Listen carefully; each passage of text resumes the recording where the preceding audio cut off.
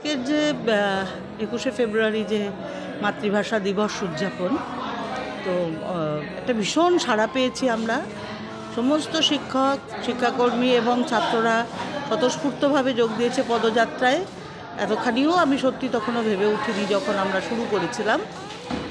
মূলত আমাদের যিনি অধ্যক্ষা, তার উৎসাহে এবছরটা হলো।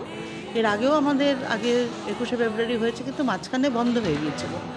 কিন্তু এত সুন্দর, আর একটা রং ছিল সাদা আর হলুদ, সবাই পরে এসছে, এত সুন্দর দেখাচ্ছিল। আর সকালে যখন এখানে সবাই জমায়েত হয়েছিল বিদ্যাসাগর মশাইকে মালা পরানোর জন্য, এখানে একটু গান হলো, খুবই সুন্দর, ভীষণ উজ্জ্বল। অনেক দিন পরে যেন মনে হচ্ছে যে কলেজটা একেবারে রঙে রঙে রঙিন হয়ে গেছে। আর অনুষ্ঠানে তো নানান রকম ছিল, নানান রকম ভাষা, আমরা প্রতিবেশীদের ভাষা, তারপরে আমাদের জেলার ভাষা, সেগুলো নিয়েও আমরা অনুষ্ঠান করলাম। ছাত্রছাত্রীরা, মাস্টারমশাইরা সবাই মিলেই এটাতে যোগ দিয়েছেন। খুবই চমৎকার একটা অনুষ্ঠান হয়েছে, আমার তো খুব ভালো লেগেছে।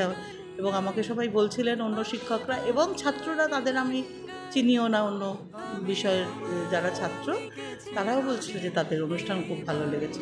আশা করছি এইটা যে শুরু করে গেলাম, পরের বছর হবে, কারণ আমার তো রিটায়ারমেন্ট সামনে, আমি তো আর থাকবো না। আশা করি ছাত্ররা এবার এগিয়ে নিয়ে যাবে।